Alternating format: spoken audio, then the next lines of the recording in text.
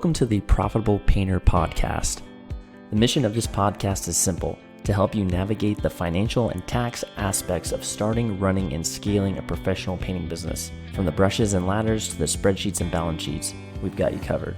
But before we dive in, a quick word of caution. While we strive to provide accurate and up-to-date financial and tax information, nothing you hear on this podcast should be considered as financial advice specifically for you or your business. We're here to share general knowledge and experiences, not to replace the tailored advice you get from a professional financial advisor or tax consultant. We strongly recommend you seeking individualized advice before making any significant financial decisions. This is Daniel, the founder of Bookkeeping for Painters. And this is Richard, tax director. How's it going today, Daniel? It's going well.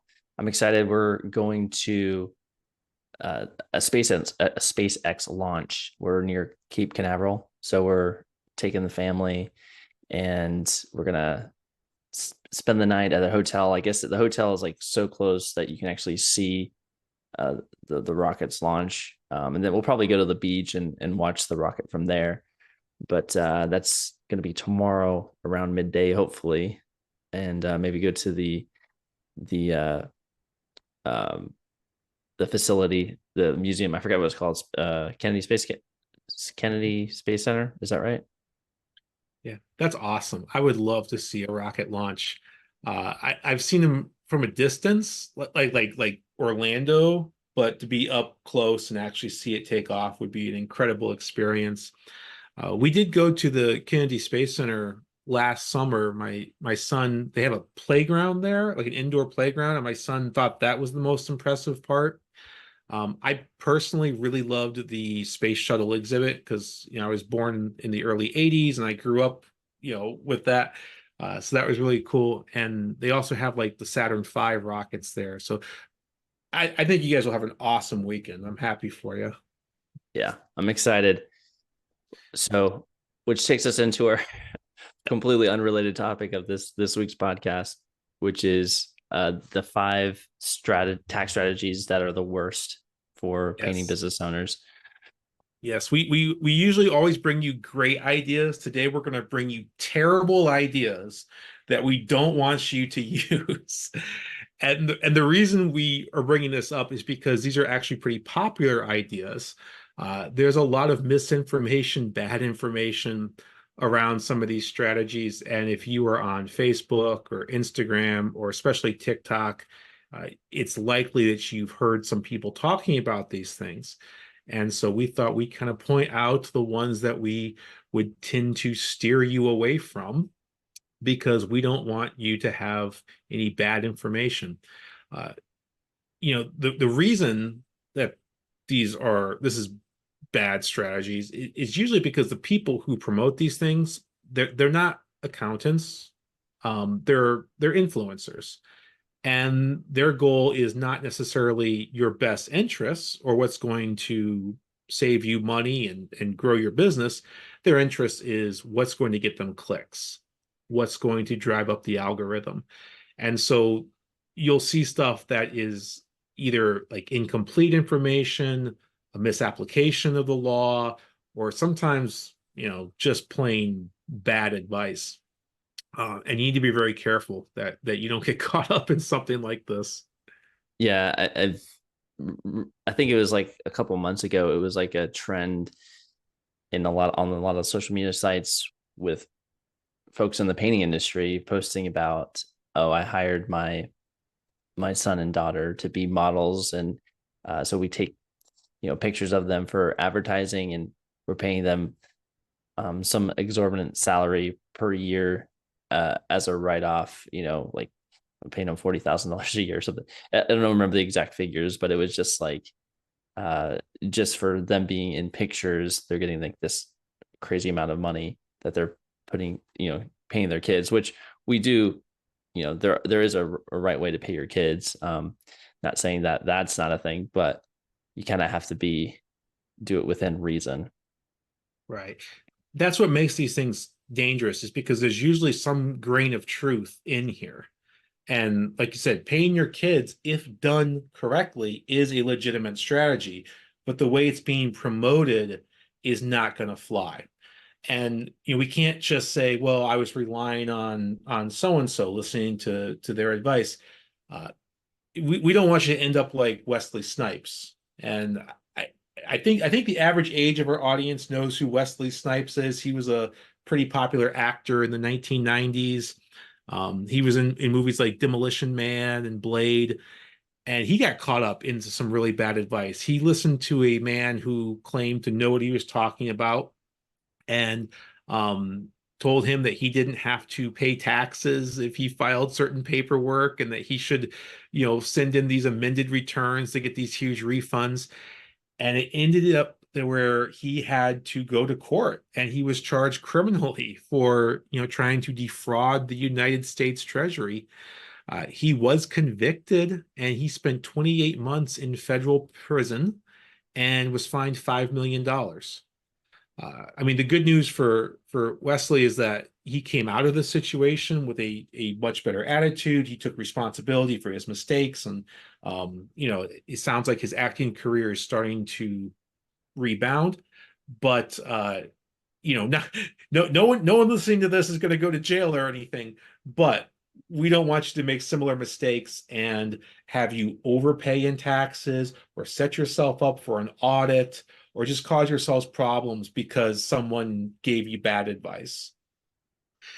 Yeah, and like that whole tax protester, sovereign citizen, those ideas where people come up with this rationale or justification that you shouldn't have to pay taxes because it doesn't say it in the Constitution. I don't know the arguments that well, but I've had one of my friends. He likes to tell me those arguments, and I mean they sound interesting, but all the people that are enforcing these rules don't buy into them, and so don't bet your life on it, on those ideas. Just go with what the IRS is saying are the rules, and you'll make your life a lot easier that way. Yeah, the sovereign citizen argument, or the tax protester argument, has been thoroughly reviewed by the IRS, and like they have no tolerance, just no tolerance whatsoever for it, right or wrong. I mean, there's arguments people can make, but that's the way it is. So there's a bonus one. That probably is the worst strategy. There is the tax protester strategy. But we came up with 5 other strategies you've probably heard about if you're on social media. And again, uh, it's not that these strategies are necessarily in themselves terrible, but they're usually misapplied. They're usually not right for you.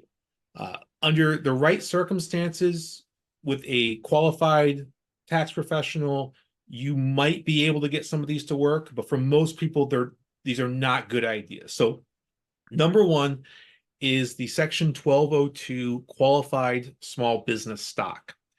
And the idea behind this is that if you have a C corporation and you grow that C corporation over at least 5 years, but probably more, one day you will sell that business. And if you elect to have your business treated as qualified small business stock, then you don't have to pay any taxes on the gain. So, and it's like up to $10 million, or a multiple of income, right? Which sounds wonderful. And listen, it's a totally legit strategy. It's in the IRC. The problem is that this doesn't work for most people, because you need to have a very specific type of business, and you need to handle it in a certain way for this to make sense. The big downfall of this is that you have to have a C corporation. So most painting businesses are going to want to structure as an S-Corp. Before they get to S-Corp, they're going to want to structure as a sole prop.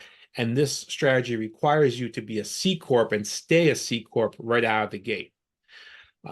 You have to grow your business over a minimum of 5 years. You cannot sell it for at least 5 years, but you'll probably be more like 10 to 20 years before your business is worth enough for it to be worth selling. And this entire time that you're growing your business, you are suffering the double taxation of the C Corp. Now, you think, well, okay, well, I'll pay a little bit more tax now, but then when I sell it, I'm going to save so much money. Yeah, the problem is you're paying it all up front. Uh, this type of structure works good for a Silicon Valley type business where the company is making almost no money or having losses for the first 5 to 10 years. It's being funded by a venture capitalist who's paying all your payroll. And then one day, right, that app is going to get developed, or you're going to have this big breakthrough, and you're going to be the next, Yahoo or Google or whatever, and you're going to go from being practically worthless to worth tens of millions of dollars overnight. If you can pull that off, then the Section 1202 is awesome. That doesn't usually work for service-based businesses, right? You're not going to go from 0 to 1 million overnight. You have to grind it out. You have to perform work. You have to get paid. You have to pay your employees.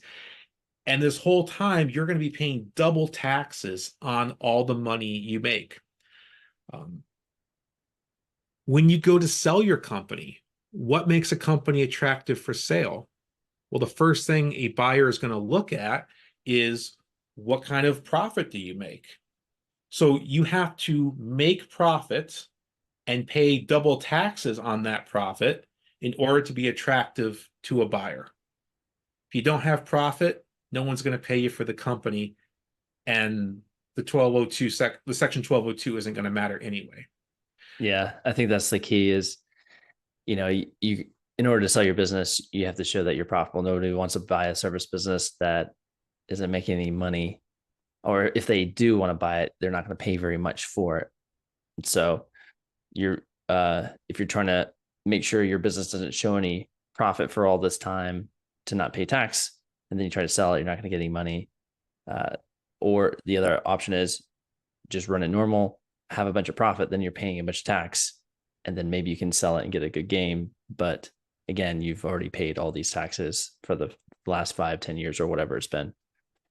Yeah.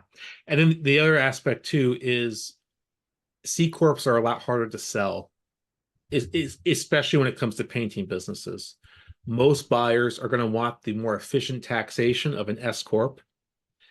And they're probably going to want to do an asset sale instead of a stock sale anyway. And that's kind of a whole nother episode, but you're really limiting your options. So, one, you're paying too much tax in the growth phase.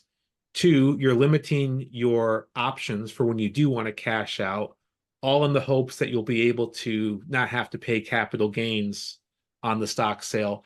And yeah, there's some limited circumstances where this can be great, but for most painting businesses, you're going to overpay, and you're never going to be able to recoup that money. So, Section 1202, qualified small business stock, QSBS, probably not the strategy you want to employ. Yeah. Now, the next one, setting up a business entity in another state, this one comes up a lot. Like folks think, oh, I'll just set my business up in Florida or Texas, and then it's a tax-free, no state taxes, and I'll just run it in California, and it'll be in California or whatever the case may be. Yeah. So it sounds great. Unfortunately, the reality is that you're going to be taxed on two things. One, it's going to be based on the state that you live in. So if you live in California and you make income in Texas, California is going to want to tax you on it. Actually, if you make income anywhere in the world, California is going to want to tax you on it. Yeah. And then the second aspect is if you where you make your income. So maybe you live in Texas. Ooh, that's a tax-free state, but you're making income in California. California is going to want to tax you on it. So yeah, the states are greedy. We run into these multi-state taxation issues a lot. And it doesn't matter where you form your LLC. Uh, it just matters where you live and where you do business. So kind of keep that in mind. Sometimes we see this on like border states. So let's say you live in Tennessee, you're in the Chattanooga area, right there on the Georgia border. You set up your LLC in Tennessee, which Actually, having an LLC in Tennessee comes with its own problems, but we won't get into that. Uh, and you want to do business in Georgia. Well, Georgia's going to tax you on that income. So, uh, if you really don't want to pay state tax, you have to live in a tax-free state and you have to do business in a tax-free state. So if you can keep everything in Texas, you're good. Everything in Florida, you're good. But otherwise, be prepared to file some state tax returns. A third one that we come across, this is real popular right now, especially with real estate being so valuable, is cost segregation studies. So if you haven't heard about cost segregation, it's a real estate strategy that allows you to basically itemize different parts of your real estate and assign shorter lifespans to them and accelerate the depreciation. So, for example, a typical residential real estate property would be depreciated over 29 and a half years. But if you pay an outside company a whole bunch of money to do up a report, they might say that the roof on this property only has a 15-year lifespan, or the furnace has a 10-year lifespan, and the carpets have a 8-year lifespan. And now you can start to build losses faster in this property. And the idea is that you'll be able to reduce your taxes and that the expensive cost segregation study will be paid for with the tax savings. The problem is that people don't talk about the passive income limitations. So the IRS categorizes income basically into two camps. You have non-passive income. This is your business income, your W-2 wages. Most types of income is going to fall into this category. And then you have your passive income. That's rental real estate and limited partnership interests. And passive losses cannot cross over and offset non-passive income. There's like a wall between the two camps. So if you can get a whole bunch of losses on your real estate, they don't do anything to offset your business income. They just kind of sit there and collect in a bucket. And then one day when you do have profit on your rental real estate, you can use them then. Or maybe one day you're going to sell the place, you can kind of empty out the bucket and take the losses then. But they're not going to offset your business income. And that's where you're really looking to get your tax savings. Yeah, Now, and I would say we do have a lot of clients that have real estate and have done cost segregation studies where it does make sense where they can save money. But again, they got to get that non-passive and active components right. Like if you have an Airbnb, which is more of an active real estate investment, that can be offset by active non-passive activities in your business. So it matters. The details matter. It can make sense to do cost segregation, but you have to know the rules and make sure that what you're doing, the type of rental activity you have going, does it qualify as a non-passive or not? yeah. Yeah, you have to find ways to get through that barrier. And like you mentioned, Daniel, there's really only three ways to get through the barrier, and they're nuanced and they have a lot of requirements. And if you can get through it, right, like an Airbnb short-term rental loophole type deal, awesome, right? And people have made really, really great strategies doing that. And I think that's why cost seg is so popular. But you better make sure you can get through that barrier, because if you can't, then you've just spent a whole bunch of money on a cost seg that you can't really use.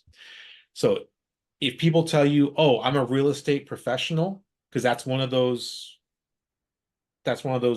pathways through. Make sure you actually qualify. I'll tell you honestly, most people do not qualify as a real estate professional. And if you're working full time or really any other W-2 job, you don't have enough hours available to qualify as a real estate professional, most likely. Another way through is the short-term rental loophole that you talked about, Airbnb. Be careful there because there are definitely requirements. You have to know how long your average stay is. You have to have material participation. So make sure you qualify. And then the third one has to do with the self-rental and the Dash 4 election, where you own the property, you own the business using the property, and you make special elections in the very first year to be treated as like a consolidated group. And so if you hadn't done that in year one, you're probably not going to qualify for it. So, yeah, before you spend a lot of money on a cost seg, make sure you have a way to use those losses. The fourth strategy has to do with setting up a C-Corp as your business entity. And I think this kind of comes from the idea like, well, aren't all the biggest and best businesses C-Corps? Yeah, I mean, your Disney, your Boeing, your Johnson and Johnson, they're all going to be structured as C-Corps. Uh, and it makes sense for those types of businesses because there is a little bit more flexibility with the C-Corp. You're allowed to do things that you're not allowed to do with an S-Corp, but they come with a lot of drawbacks too. So, people will say, "Oh yeah, my old CPA, he told me to set up a C-Corp because I can change my fiscal year and I can defer my income and you can get more write-offs with a C-Corp and you can borrow against your C-Corp stock and not have to pay taxes. And the corporate tax rate's only 21%." Yeah, these things are all true, but you also have double taxation. So 21% is going to be less than your ordinary rate, but it's not going to be less if you have to pay it more than once. So once the money's in the C-Corp, we got to figure how are we going to get it out? I mean, you want to spend your money eventually, right? You know what? To just sit there forever. So you've already paid 21% on it. Now, when you go to get it out, you're going to pay again. And there's a few ways that you can get the money out, but they're not great options. One is you could increase your salary. Now, your salary cannot be unreasonable. So you're kind of limited in how much you can pay yourself to get the money out. And when you do, you're going to pay taxes on that money at your ordinary rate, which is probably going to be 22 to 24%, depending on, whether you're married or single or whatnot. So you've paid 21% corporate rate on it. Now you're paying 22 to 24% individual rate. So your actual tax rate is going to be in the low to mid 40s. That's a lot more than if you had just done it with an S-Corp and maybe paid 24 to 32%. Another way to get the money out is corporate dividends. So now dividends are taxed a lower capital gains rate, but that capital gains rate is still going to be 15 to 20%. Plus, once your personal income hits $200,000 or $250,000 if you're married, then the net investment tax kicks in. So that's an additional 3.8%. So now your actual rate's 21% corporate plus 15% dividend plus 3.8 net investment tax for a 39.8% taxation. Not as good as if you had done S-Corp. A third way to get the money out has to do with borrowing. And we hear this a lot, like borrow against your company, you won't pay taxes. There's some truth to that, but you can't borrow forever. Eventually, you're going to have to pay the piper and pay the money back. And when you do, you're going to need cash to pay back your corporation. That means you're going to have to recognize income. You're going to have to sell investments or stocks or up your salary or do something to get the money to pay back the corporation. And now you're right back to paying these high ordinary tax rates to get that loan taken care of. And the last part is, well, what if I don't take the money out at all? What if I just leave it in the company? Okay, well, the IRS has us there too, because once you get over $250,000 of cash in your C-Corp, you have to justify a use for it. You have to say, this money is earmarked for acquiring another business or research and development or something that justifies all this cash. So you can kind of push that 250 up a little bit higher if you can justify it, but eventually you're going to have to either distribute the money or you're going to be subject to what's called the accumulated earnings tax, which is a 20% tax on top of the 21% tax for having too much cash in your business. And yes, there is a penalty for having too much cash in your business, which sounds crazy, right? But yeah, it's designed to prevent people from abusing C corps and not paying taxes on the profits. Yeah, So and given all that, like, because there's some folks that we've worked with in the past where they have those ROBs, like the rollover for business startup situations where they had their old 401k from their corporate job and they want to access that 401k money to start up a business. And just and that can be at first glance kind of useful, like, oh, I can use my 401k, not get penalized, use that to start up a business. But in the case of it specifically for a painting business, the startup costs are usually pretty minimal to get the business started. uh, and given all the restrictions that a C corp has, is it really worth using the ROB structure? Because the ROB, when you have a rollover business startup, you're required to use a C corp. So does it make sense to actually do that? To use a ROBS to use your 401k money to start that C corp, because you're required to keep a C corp. In that, it doesn't, because of all the restrictions with the C corp, it often doesn't really seem to make sense from my perspective, because the startup costs probably for in most cases for a painting business are not really that much. yeah, yeah. I mean, there are definitely people who have used C corps, and I know I've been really hard on C corps today. Uh, it's just not appropriate for most people, right? I mean, the benefits are not things that are going to outweigh the negatives for most people. Yeah, So I if think it, if you're looking to get a lot of equity to raise money, get a lot of investors involved, you have to, eh, then you have to have a maybe, C corp. yeah, Yeah, yeah. Yes, if you're yeah, if you're gonna do an A series round or something like that, you're gonna need a C corp. But for most, Main Street business owners, painting business owners, the S corp is where it's at. Um, all right, so our fifth and our final worst tax strategy, and I did save the worst for last because I see this on TikTok all the time, is using your business to write hold on, off hold on, your hold on. You're on TikTok all the time? That's like un-American, isn't it?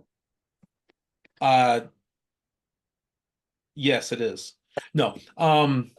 I think the freedom to choose your social media garbage is Okay. about no. Uh yeah, I probably shouldn't go down the rabbit hole of TikTok being banned in the country, but who knows? We'll see. For right now, it's Yeah. still on there. And if TikTok does go away, I am sure that there will be plenty of American-owned social media companies to fill its place. Yeah. So don't worry, your venues for bad tax advice will go on, despite the government's best efforts. Yeah. But yeah, if you're on social media, you've probably seen people say, I bought this Rolex and I had my LLC do it for me, and it was a write-off. They're standing in front of their G-Wagon or their Hummer, and they're saying, my business bought this for me, and I bonus depreciated it. The idea being that because you have a business or an LLC an LLC is some kind of magical thing, that now all of a sudden you'll be able to write off the items that you use in your everyday life. The reality is that there are rules about this, and specifically IRC Section 162. That's the code that allows businesses to write off business expenses. It requires these write-offs to be ordinary and necessary business expenses. So a paintbrush is clearly an ordinary and necessary expense for a painter. A Rolex, not so much. Um, this is where just good common sense and good judgment comes into play. If it sounds too good to be true, that's because it probably is.